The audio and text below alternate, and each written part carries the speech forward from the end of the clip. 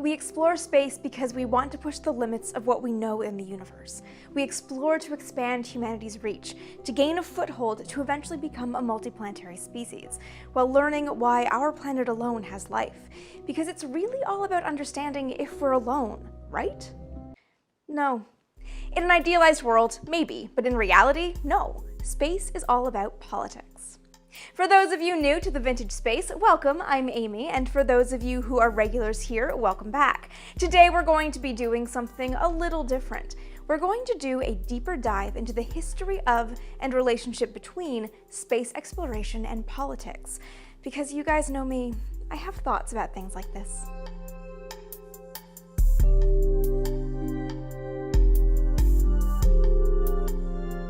I'm going to put a disclaimer up front. We're doing the Coles Notes version. Consider this an overview, as a true, full deep dive would likely take up multiple books. And in fact, there are multiple books on the subject. I myself dive into the foundation of NASA in my first book, Breaking the Chains of Gravity, and look specifically at Lyndon Johnson's role in my second book, Fighting for Space. I'll have a full list of recommended reading at the end of the video if you do want to dive deeper into a specific era. So, to understand why space is inextricably linked to politics, we have to start at the very beginning.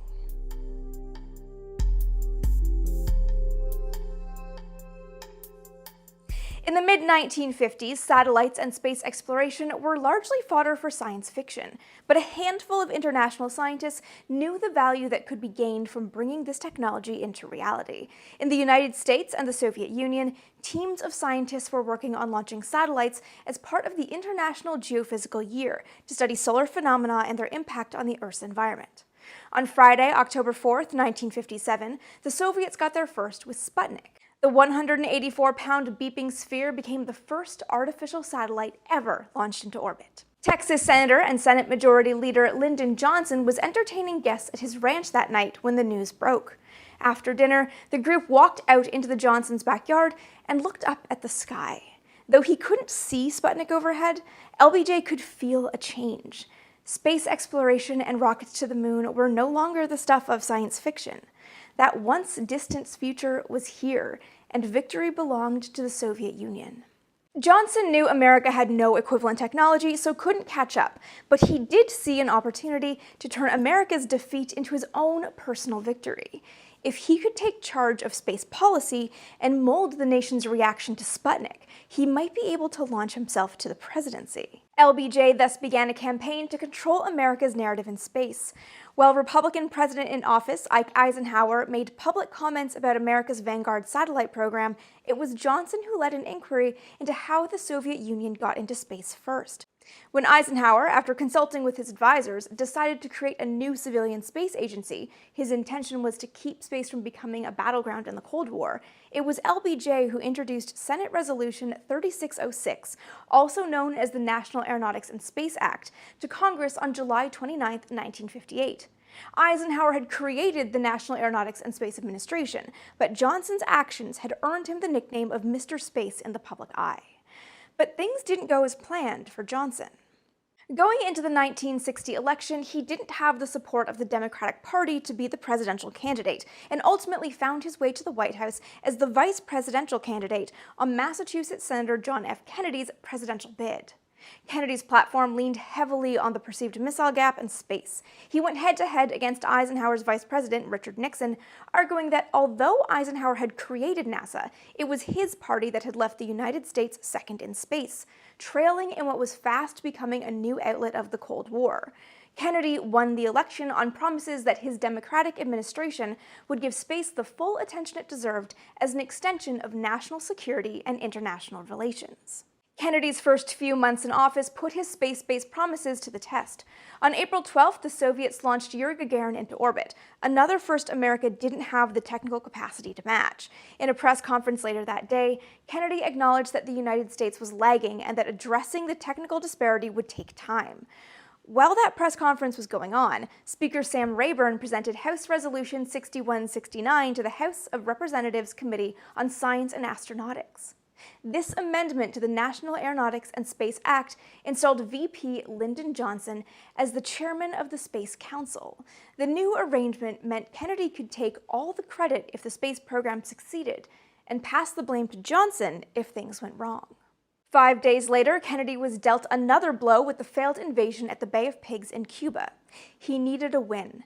On April 20th, he sent LBJ a note.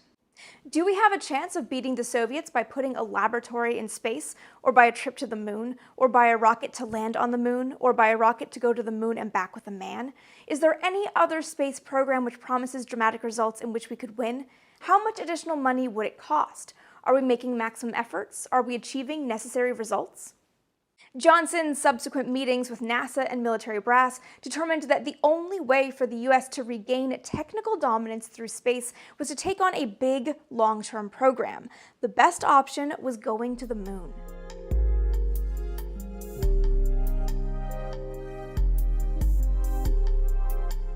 Going to the moon with what became the Apollo program was effectively Kennedy picking an end in a race with the Soviets that neither nation could win, so it leveled the playing field while also making space a sort of Cold War battleground. And Kennedy also knew it was unlikely he'd be in office when Americans walked on the moon. The odds of getting to the moon before his 2 terms were over was small. Nevertheless, he committed to the goal on May 25th of 1961 before a joint session of Congress. The dramatic achievements in space which occurred in recent weeks should have made clear to us all, as did the Sputnik in 1957, the impact of this adventure on the minds of men everywhere who are attempting to make a determination of which road they should take. Since early in my term, our efforts in space have been under review. With the advice of the Vice President, who is chairman of the National Space Council, we have examined where we are strong and where we are not, where we may succeed and where we may not. Now it is time to take longer strides, time for a great new American enterprise. I therefore ask the Congress, above and beyond the increases I have earlier requested for space activities, to provide the funds which are needed to meet the following national goals. First, I believe that this nation should commit itself to achieving the goal, before this decade is out, of landing a man on the moon and returning him safely to the Earth. A little over a year into Apollo's development, Kennedy was starting to reconsider the program. As the price tag rose and the Cold War intensified with the Cuban Missile Crisis, he worried that his legacy would be the president who wasted millions of taxpayer dollars on a stupid program. He expressed his fears to NASA's then-administrator Jim Webb in a private meeting of November of 1962. A little under a year later, in September of 1963, he went so far as to suggest before the 18th UN General Assembly that Apollo should be canceled in favor of a joint lunar mission with the Soviet Union. Kennedy's assassination in November of 1963 sealed Apollo's fate.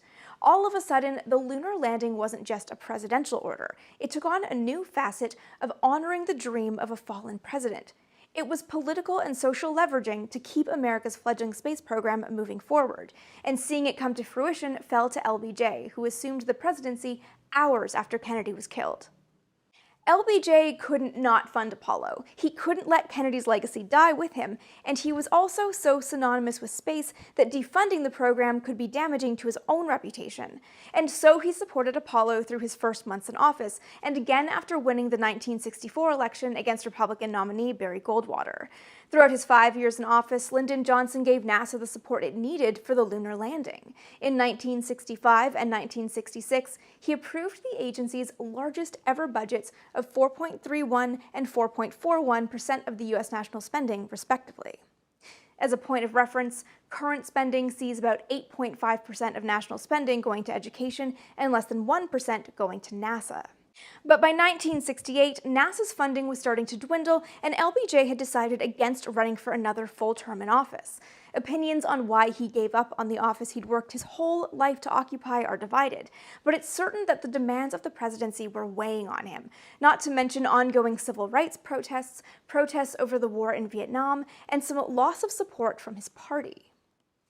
Space had been one of the biggest focuses of Johnson's presidency, and that commitment was suddenly uncertain when Republican candidate Richard Nixon won over Democratic candidate Hubert Humphrey in 1968. Johnson left office in January of 1969, just weeks after Apollo 8 saw the first humans orbit the moon, which meant Nixon inherited a divided country in need of healing, with a space program poised for greatness.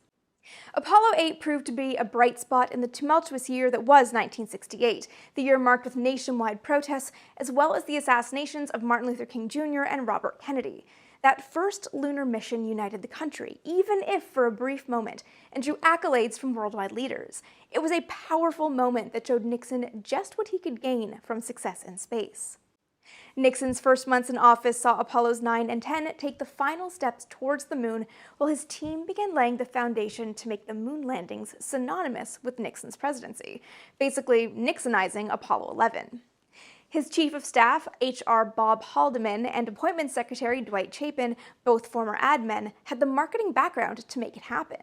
The Nixon team started injecting the president into as many mission-adjacent events as possible, considering all kinds of celebrations, from post-launch presidential receptions to post-flight gala dinners with the crew. In the end, Nixon got two of the events he was most keen on: a televised phone call with Neil Armstrong and Buzz Aldrin while they walked on the moon's surface, and being on board the recovery carrier to welcome all three men home. Nixon took great pride in Apollo 11's mission, and in particular felt his lunar phone call reflected the pride, power, and peace he wanted associated with his time in office. But his excitement over Apollo 11 didn't carry over into his post-Apollo support for NASA, because he looked at space differently than had his predecessors. Where both Kennedy and Johnson focused on space as a part of national security and international relations, Nixon's focus was on the domestic implications, applying space technologies to fixing problems on Earth, and using the space program to stimulate American education in science and technology. America's future in space was going to look very different than it had in the 1960s.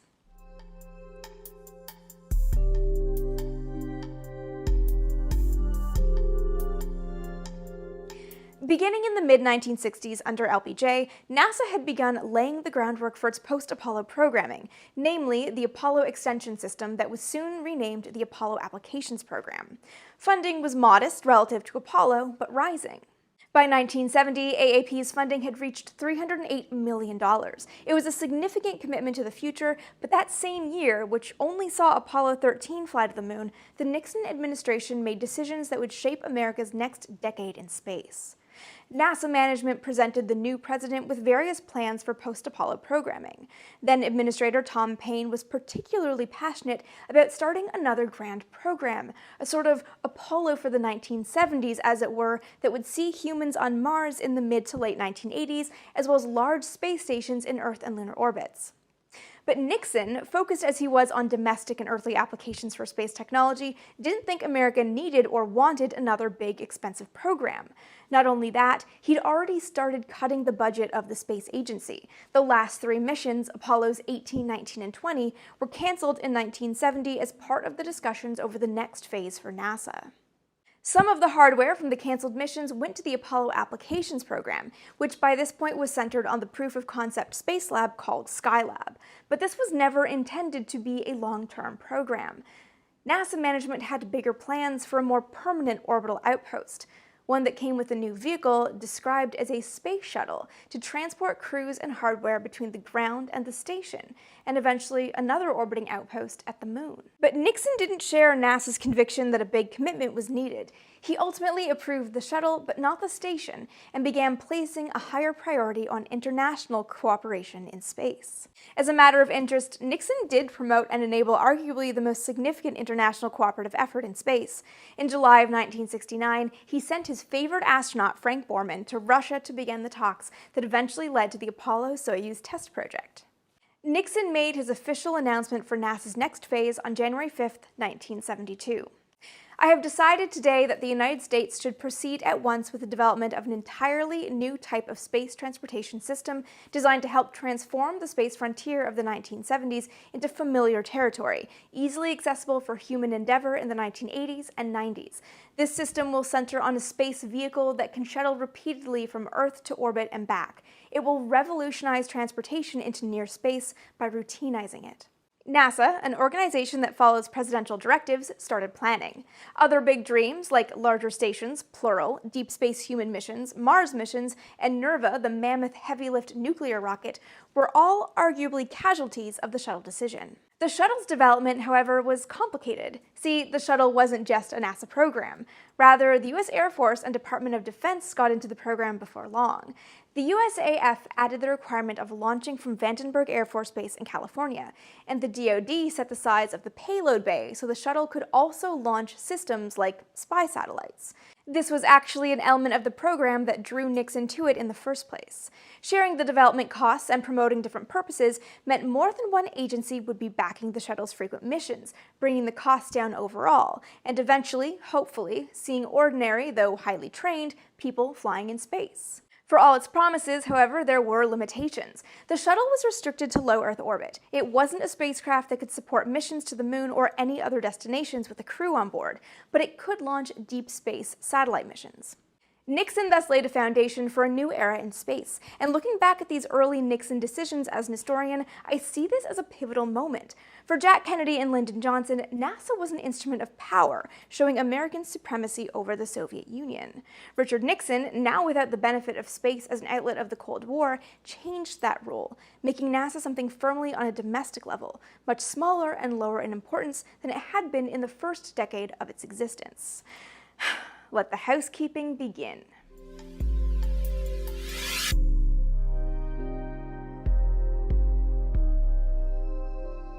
The shuttle proved to be as complex technically as it was politically, and it came to fruition under two presidents we don't often discuss when talking about space exploration, Gerald Ford and Jimmy Carter. Neither was in office long. Ford served a truncated term after Nixon's resignation in 1974 over the Watergate scandal, and Carter only served one term after that. For his part, Ford was a strong supporter of both NASA and America's continued preeminence in space. As a member of the House of Representatives, he'd worked on helping establish earlier space policy, but while in office, he mainly made sure things ran smoothly. He kept the space shuttle funded and, most excitingly, happened to be sitting president during the Apollo-Soyuz mission, the symbolic end of the space race that saw Alexei Leonov and Tom Stafford shake hands in orbit, as well as the Viking spacecrafts landing on Mars. Carter came into office in 1977, and though he was the first Democrat since LBJ, he didn't attempt to bring back his party's penchant for big space programs and bigger ideas. We'll see as we keep going through this history that this actually marked a moment when the party's approach to space changed, but more on that later. Carter was sitting president when the twin Voyager spacecraft launched on their grand tours of the outer planets, a mission on the robotics/planetary side of things that had its roots in the LBJ funding era. Overall, he wasn't too involved in or supportive of space exploration programs beyond keeping the shuttle funded, to a degree. When NASA presented a proposal for 5 shuttle orbiters, Carter approved 4 with, quote, structural spare parts for a 5th vehicle. Towards the end of the 1970s and the end of Carter's time in office, the shuttle was facing a ballooning budget as well as technical and scheduling problems. It was getting so bad Carter considered canceling it outright, but he was advised against such a drastic measure. The program was so far into its development, and at that point it was the only system to launch certain satellites, including government payloads, that axing it wouldn't be a shrewd move. And so he maintained the program's funding, disappointed in the end that the first launch slipped to after his term would end.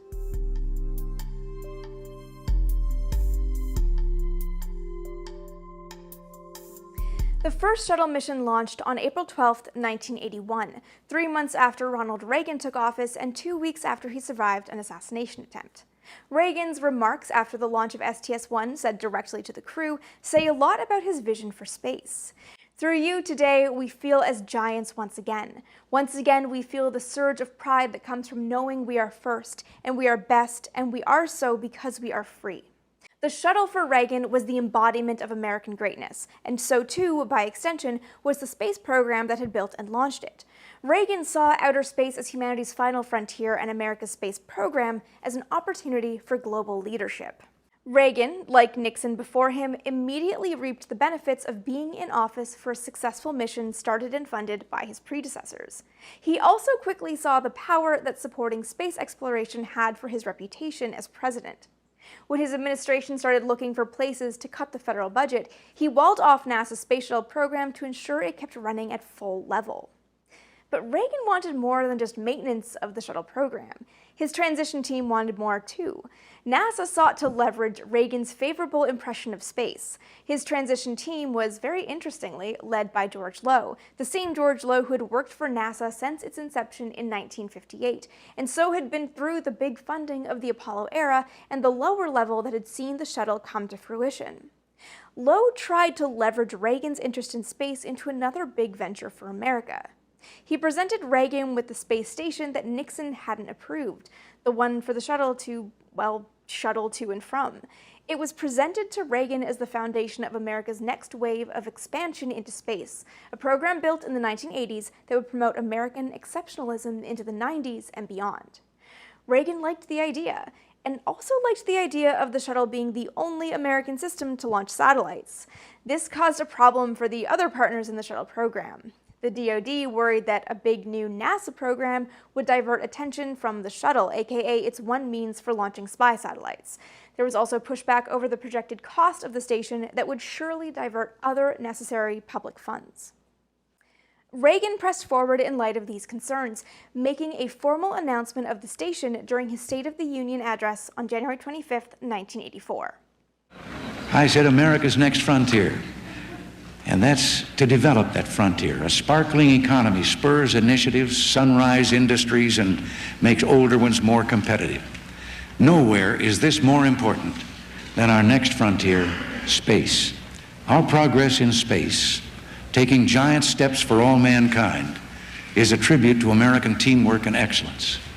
Our finest minds in government, industry, and academia have all pulled together, and we can be proud to say we are first, we are the best, and we are so because we're free.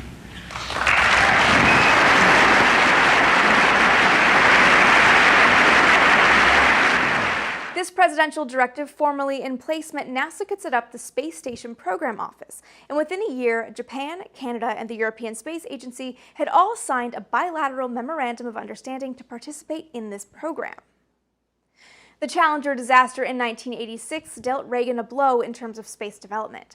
The loss of 7 astronauts and 1 orbiter brought a stoppage in launches and revealed a flaw in Reagan's plan to have the shuttle alone be America's way into space.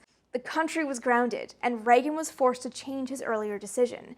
Now he was disallowing launching commercial communication satellites on the shuttle lest they be lost. Against the backdrop of the evolving and problematic shuttle program, production began on the space station. In 1988, Reagan named the station, fittingly for his vision, Freedom. By that point, it had gone through a fair number of design changes, many of which were motivated by the reduced shuttle flight rate in the wake of the Challenger disaster. We can't move past Reagan without talking about Star Wars, or more properly, the Strategic Defense Initiative. This was the famous, or perhaps infamous, call to build a space laser to take out Soviet spy satellites. Announced in 1983, this would have been a huge space undertaking, and NASA might have had a part to play in it, but it would have been a military program, so it doesn't fall under the banner of NASA and the space program.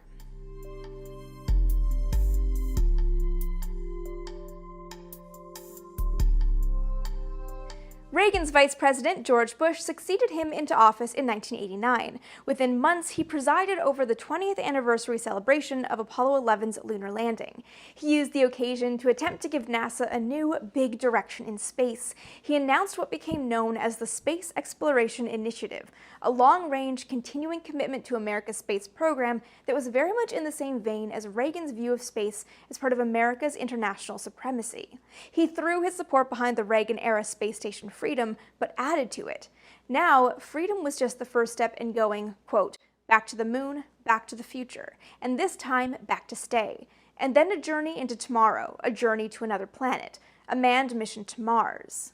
Why the moon and Mars? Quote, because it is humanity's destiny to strive, to seek, to find, and because it is America's destiny to lead. From the voyages of Columbus to the Oregon Trail, to the journey to the moon itself, history provides that we have never lost by pressing the limits of our frontiers. Bush's directive was designed to put America on a path to Mars, but the subsequent study into this mission came back with a $500 billion price tag, a staggering amount even spread over 20 or 30 years.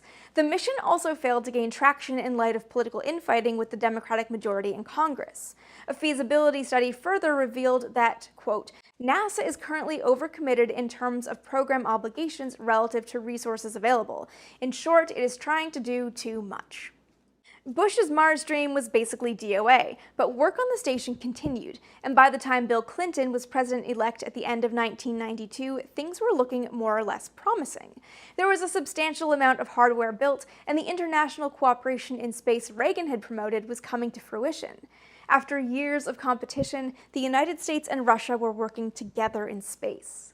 The U.S. agreed to buy Russian Soyuz vehicles to serve as backup lifeboats for the space station Freedom, and the Shuttle Mir program meant American astronauts aboard the shuttle could visit the Russians' orbiting space station. Space was starting to become a truly collaborative international effort. When Clinton took office, he learned the station program was running behind schedule and over budget. It looked bad enough that he considered canceling it altogether in favor of addressing the more pressing economic recession left over from the Reagan administration. But he, like Carter before him, was advised against cancellation. There was enough hardware built and a lot of money sunk into the program that it would be more problematic to cancel it than to figure out a way forward.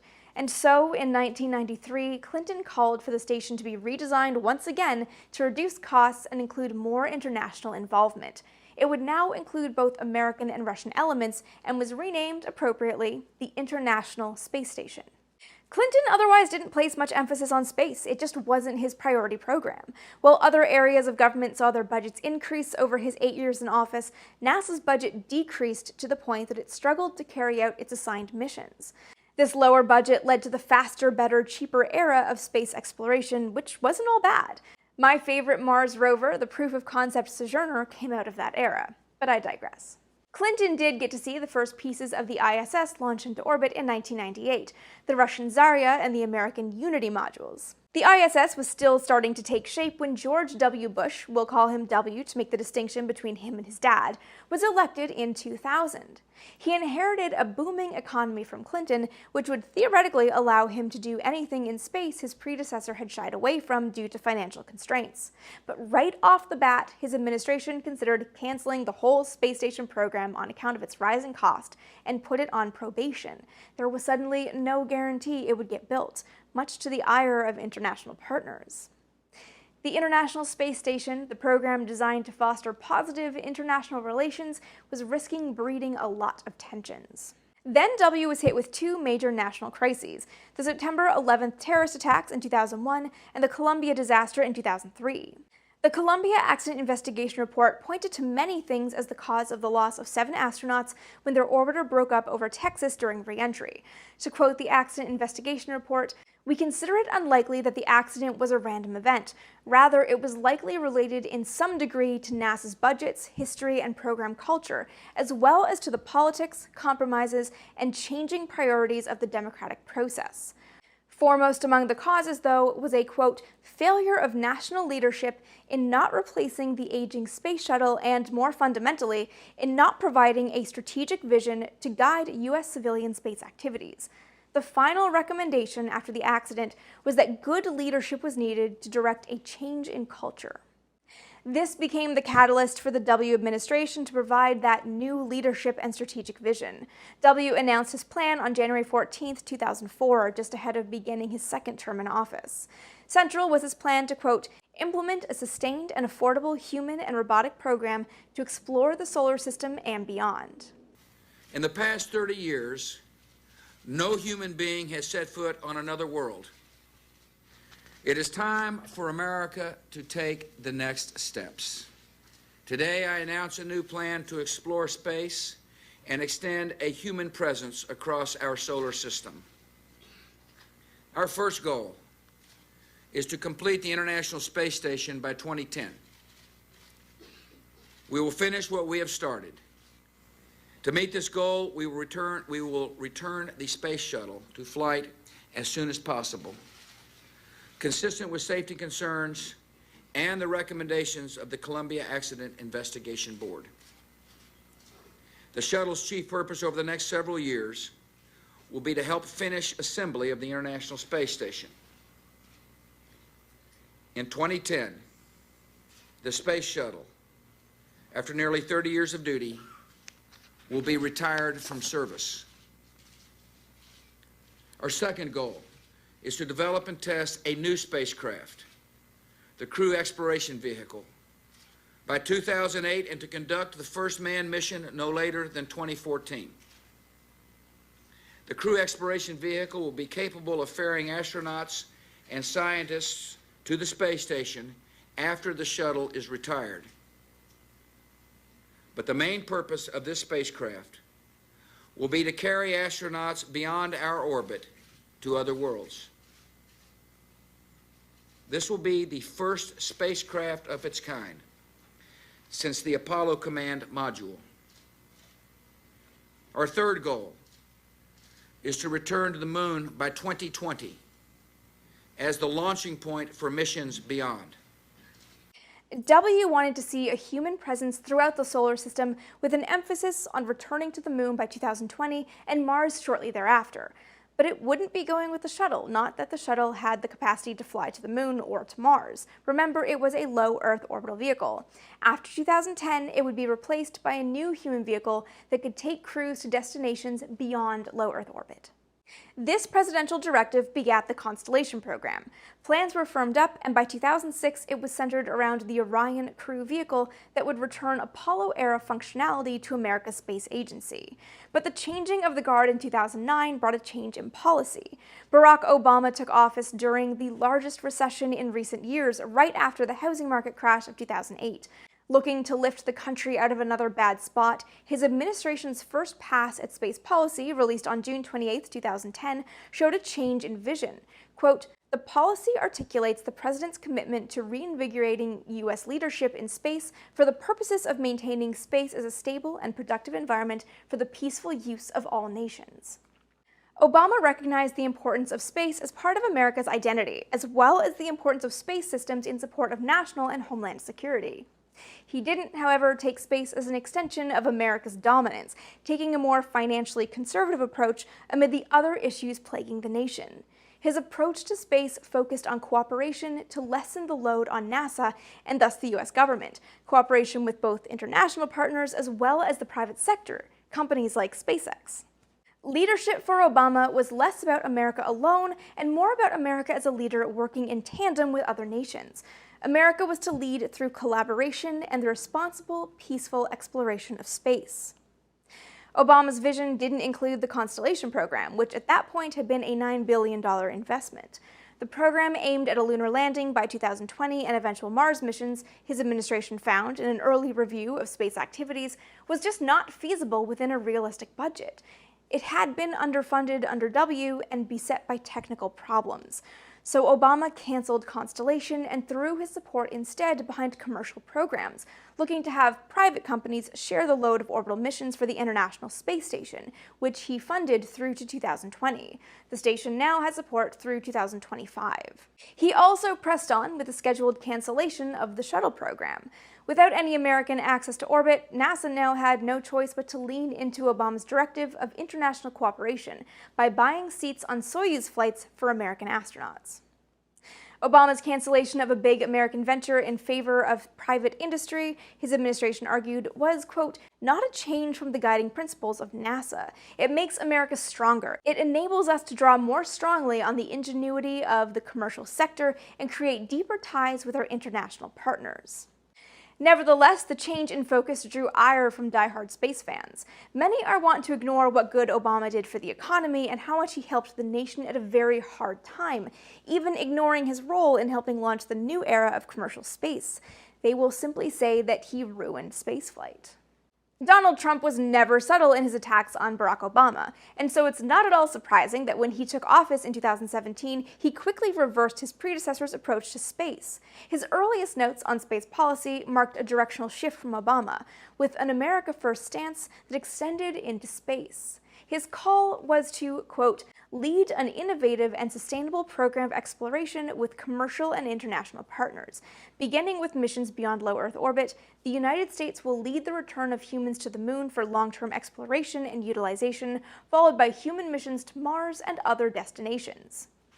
In Trump's view, quote, "Our destiny beyond the Earth is not only a matter of national identity, but a matter of national security." He also said, quote, "The United States is the best in space, and our adversaries know it. Space is a key source of strategic advantage for the United States, and potential foreign adversaries are determined to restrict our access to it." Now, it's a little hard to characterize Trump's space policy since it seems to be in flux. In March of 2018, he called for a strategy emphasizing peace in space through a strong national program. Part of that was his commitment to America's missions to the moon and Mars. Then, in February of 2009, he flew in the face of that as well as the Outer Space Treaty of 1967 by establishing the Space Force, a new military branch dealing with space. Like Reagan with SDI, we aren't going to look at Trump's Space Force as part of this discussion, since that doesn't really tie into NASA or space exploration, but rather increased military expenditures and presence. Besides, I put my ranty feelings on that one in a video a while ago. The link is right up here if you want to pause and watch that one. But again, I digress. On June 7th, 2019, Trump threw all that for a loop with a tweet. Quote, "For all the money we are spending, NASA should not be talking about going to the moon. We did that 50 years ago. They should be focusing on much bigger things we are doing, including Mars, of which the moon is a part, defense, and science." Just leaving that there. Earlier this year, he celebrated America's return to launches, with no mention that the SpaceX mission was an Obama-era program, with remarks emphasizing the country's exciting future in space. This is the first big space message in 50 years. Think of that. And it is an honor to be delivering it. Today, as we gather in this special place to celebrate not only the launch of a new spacecraft, but also our nation's bold and triumphant return to the stars, it's a special day. Moments ago, the world bore witness to the flight of the first new manned U.S. spacecraft in nearly 40 years since the space shuttle launched in 1981, a long time ago. I am thrilled to announce that the SpaceX Dragon capsule has successfully reached low Earth orbit and that our astronauts are safe and sound.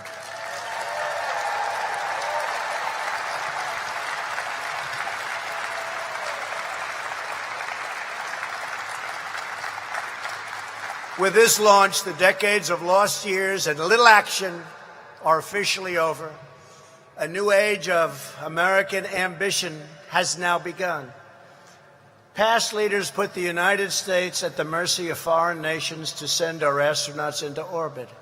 Not anymore. NASA's budget has seen some increase under Trump, but his calls for lunar landings by 2024 are frankly completely unfeasible, and his idea of bypassing the moon and just getting humans to Mars ASAP are similarly problematic. But it's not surprising to see him calling for big action in space.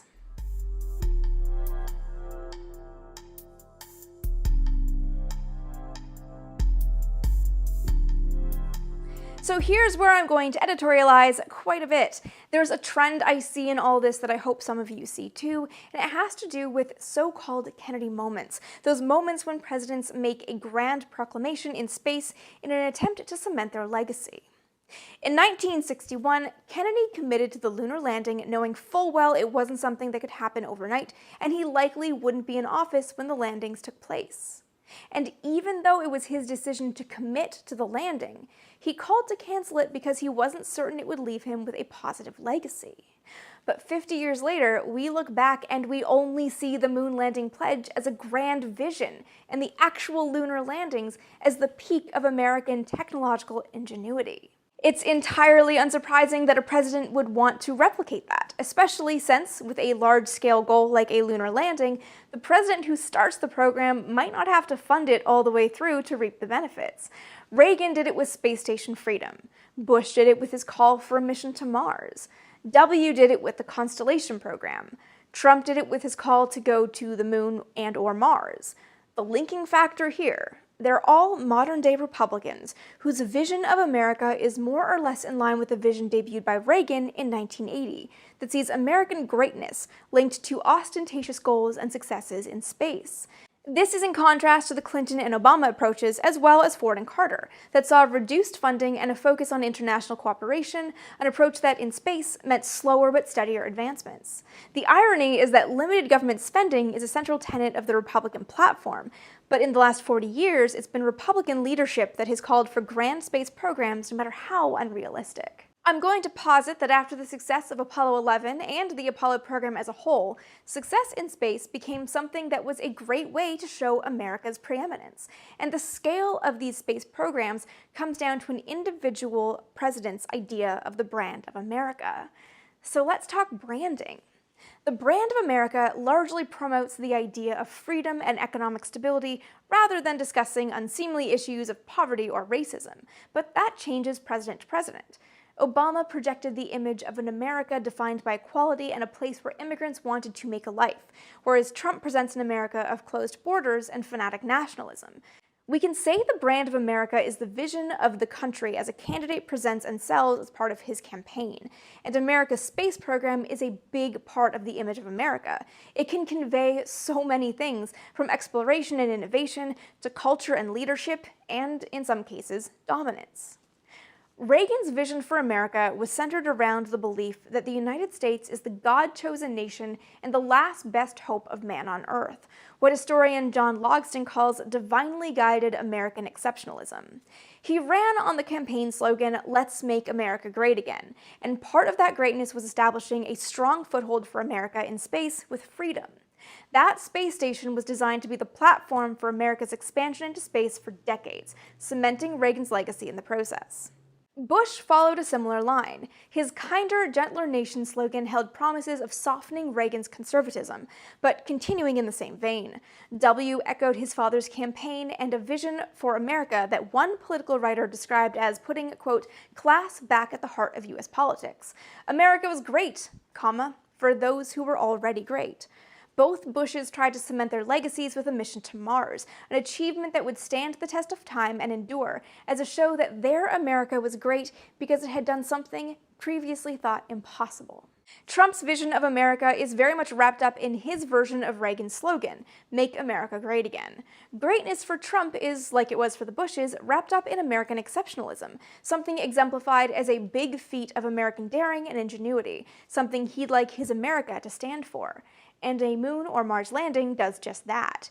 He can say no one's done it in half a century, and if he does it again, his legacy will, he hopes, be as the president who achieved the height of American success none of his predecessors and no other nation could duplicate. The reality is, one of America's biggest standout achievements and the one incredible thing it's done that no one else has managed is landing people on the moon. So for a president who wants to be known for greatness over other nations, that is the dream achievement. And it sounds a lot like the framework of Kennedy's call for the lunar landing in the first place. And I'll add that Kennedy's own campaign slogan for 1960 was "A Time for Greatness." So you can see the ties to the Kennedy legacy, or rather how the Kennedy legacy would be inspiring. The difference lies in context. For Kennedy, might in space was a peaceful way to show might against the Soviet Union during the Cold War. Once that mission was done, the need for might in space was unnecessary. America had won. Post-Apollo, big programs in space were more about recapturing greatness. There was no urgency, not to mention going back to the moon is never going to be as exciting as the first time. And Mars is just such a different scale, and we haven't really had urgency to fast-track that goal. It's clear, to me at least, that the lack of support from one administration to the next is part of why we've been in low Earth orbit, on the human side of things, since 1972. At the end of the day, the modern Kennedy moments are a lot harder than Kennedy's original moment. Kennedy knew the moon was a far-off goal, but also knew it was feasible, and it was a nice round approach. Man, moon, decade. These are three things we know. We know what a human is, we can see the moon almost every day, and a decade is an understandable amount of time. Human, Mars, 30 years or so doesn't work as well. We still know the human, but few people really understand how far Mars is, not to mention the challenges of getting there, and it's incredibly hard to sell anyone on an idea that will take 3 decades to complete. Not to mention a lot can change in 30 years. Take the shuttle. In 1981, Columbia was the cutting edge of spaceflight technology. In 2003, it was considered the lesser orbiter, older and heavier because it used antiquated materials. That design, frozen in 1981, couldn't endure. Long-term, open-ended programs in space are hard and need not only financial commitments, but political support that can survive changing parties in office, not to mention the changing nation and world politics that are arguably much more important than getting boots on Mars.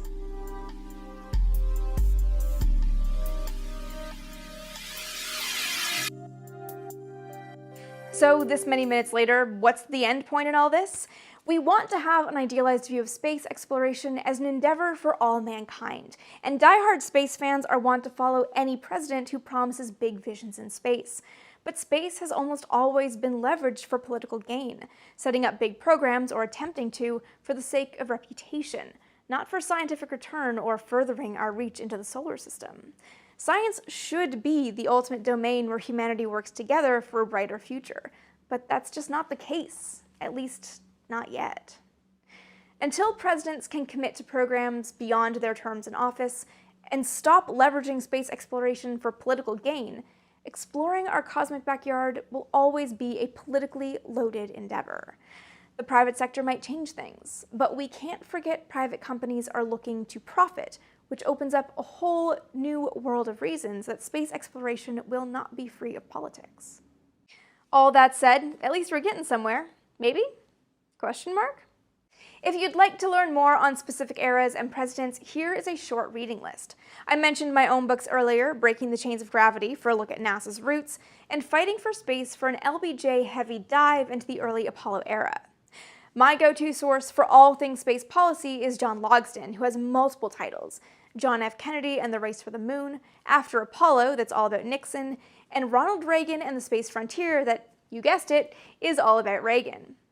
James Killian's Sputnik, Scientists, and Eisenhower is a really neat look at the early years, too. Killian was Eisenhower's science advisor, so it's a very interesting first-hand look.